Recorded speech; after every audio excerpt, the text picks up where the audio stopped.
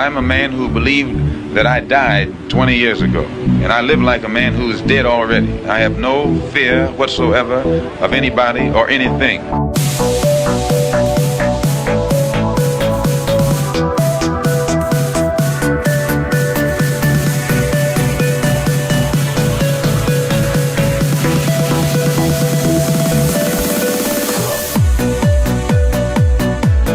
Gary Webb. I am an investigative journalist, and in 1996, I wrote a series of stories entitled Dark Alliance, which was about CIA involvement in drug trafficking.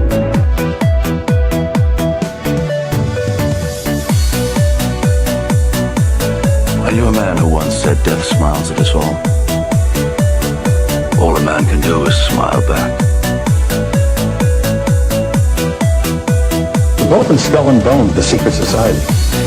It's so secret we can't talk about it. What does that mean for America? The conspiracy theorists are going to go on. I'm sure they are. I don't know. I haven't seen the rest. Number 322. I sad duty to report this afternoon that my friend and colleague, Tim Russert, collapsed and died early this afternoon. I may die in this cell tonight or in the arena tomorrow. I'm a slave. What possible difference can I make?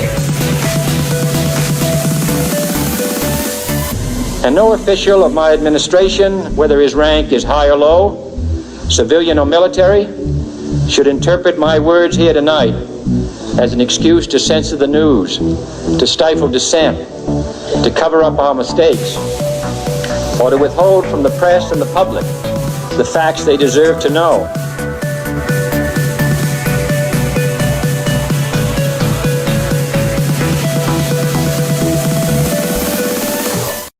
What the fuck is up? Welcome to another Already Dead. Sorry about the delay. There were monsters in the mics or whatever the fuck.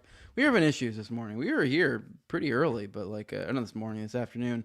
We were running into issues right off the bat. I don't know. It sounded like you might have been having some issues, or Jules was. I definitely was. But yeah, we're here, guys. We're back at it again.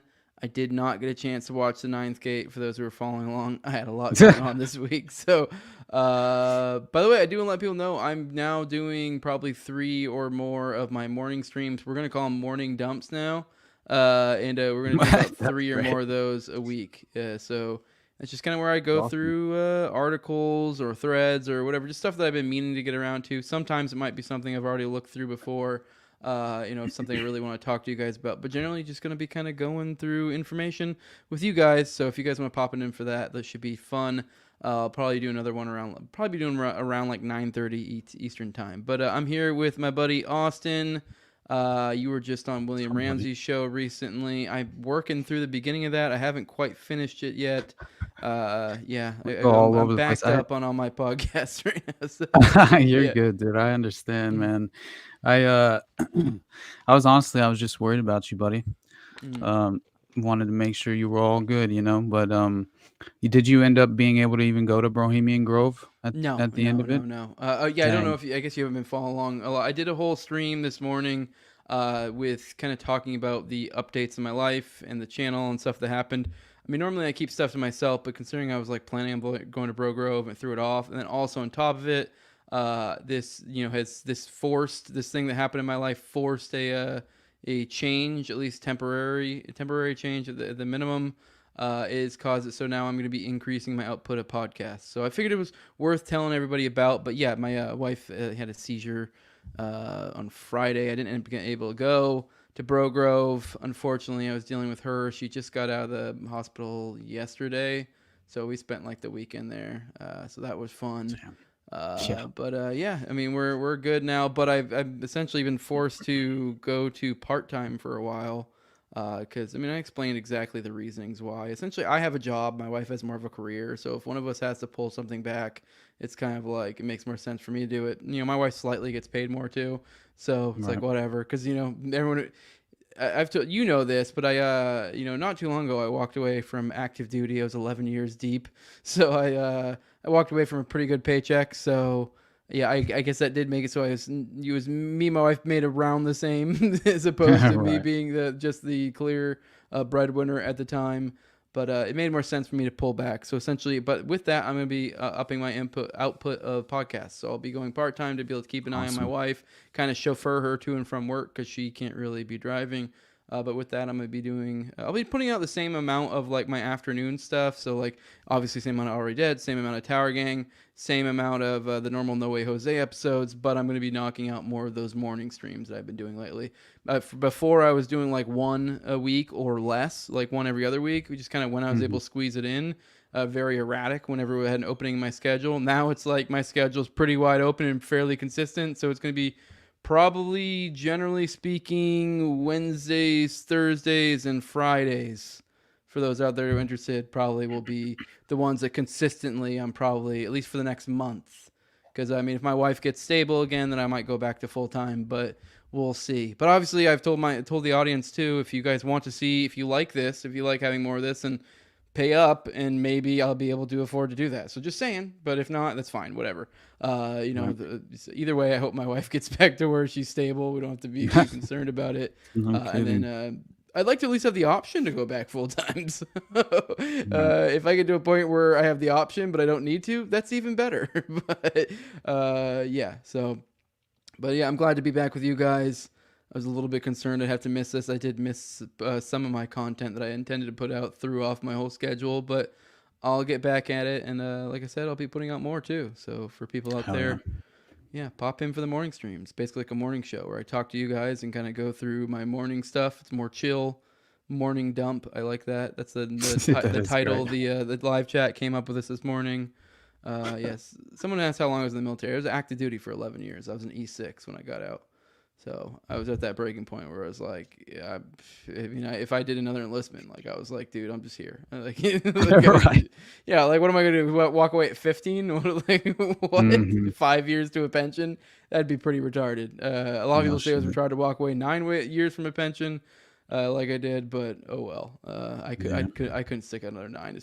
It was miserable. So yeah. I don't blame you, man. Yeah. Well, I'll let you have the time to watch the Ninth Gate then before I get back into the details. But I will say that Namrock hit me up like real.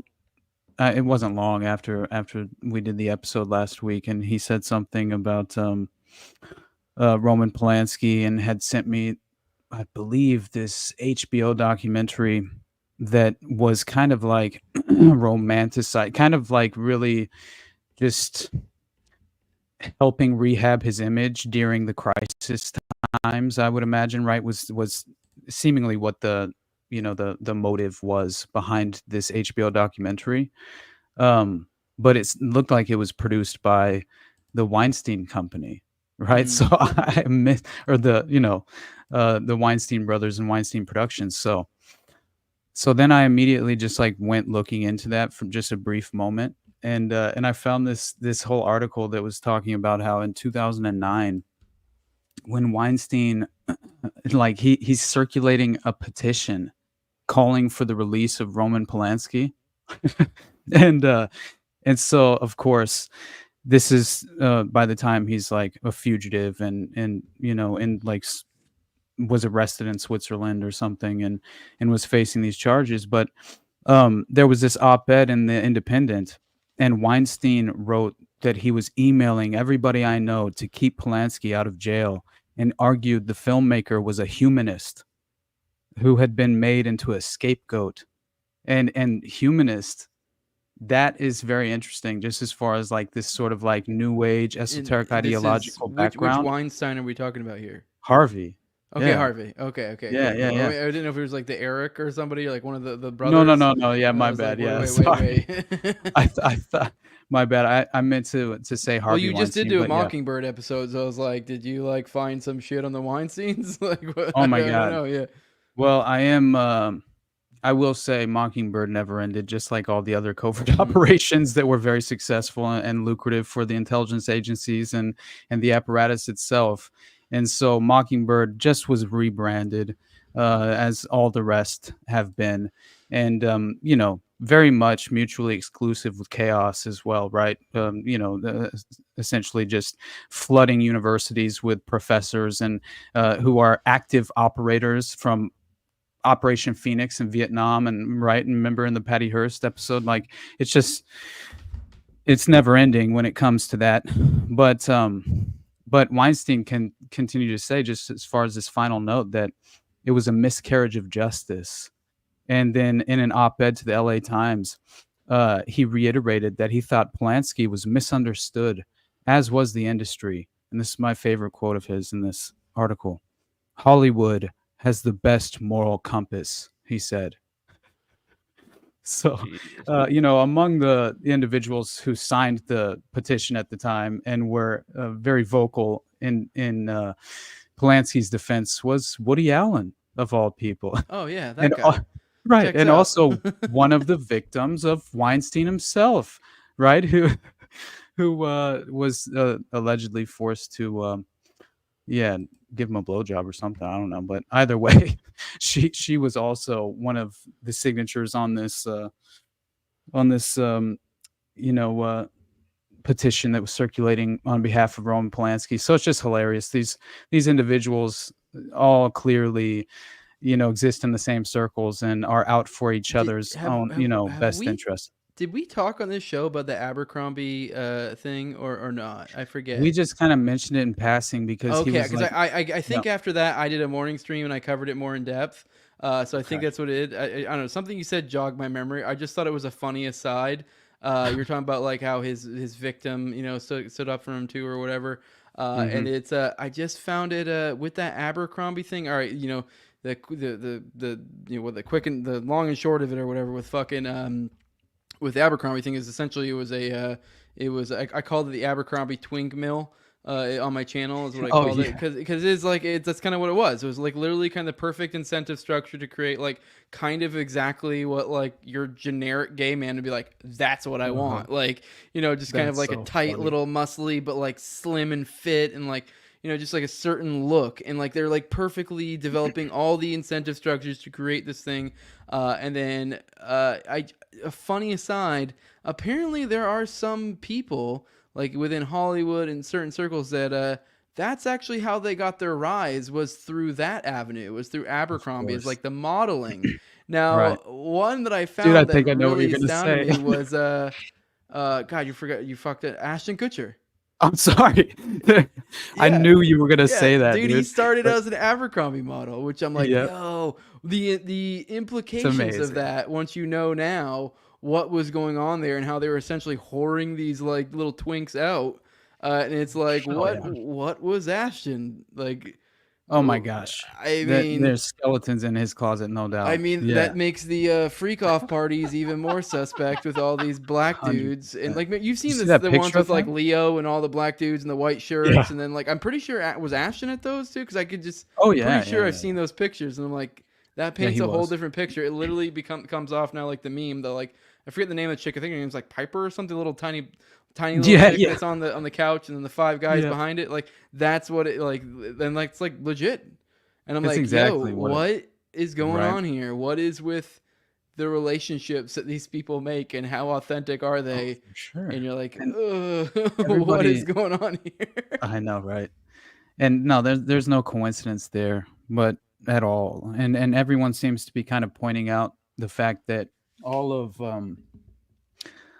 the people that seem to be compromised by the Diddy network, right? At the very least, like knowingly named, and people have been, rumors have been very much circulating since Diddy's arrest went public and everything, but is basically the fact that they're all seemingly endorsing Kamala like publicly, right? Giving these like overwhelmingly Like glowing Usher, statements. yeah.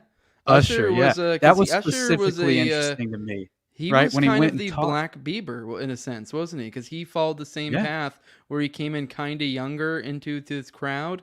I don't think he was as big of a hit like as when he was young like Bieber was, but he was one of those younger ones that came up through there. So he was like literally underage hanging out with Diddy and shit, I believe. And then like kind of came of age in that circle. Yeah, I remember he So- said specifically that because I believe that it was his mom, like allowed him to go when he was underage and basically become, Diddy was his mentor in many ways. And Mm. so he was underage at all these parties, and he was asked specifically if he would ever let his children, go through that similar path, right? Would he okay that and authorize that very same path that he took himself? And he overwhelmingly, like it, you can find it.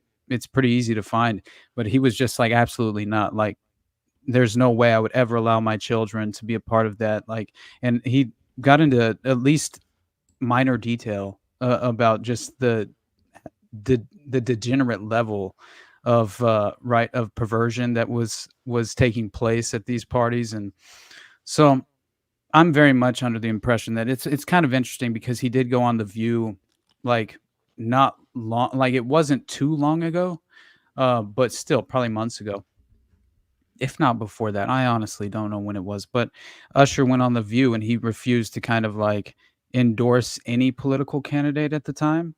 And it was interesting to me because he didn't really take shots from the only clip I saw, because I clearly don't watch The View, but still interesting. And then all of a sudden, all of these allegations are circulating about Diddy, and you see him, bending the knee at the Mm. Kamala rally.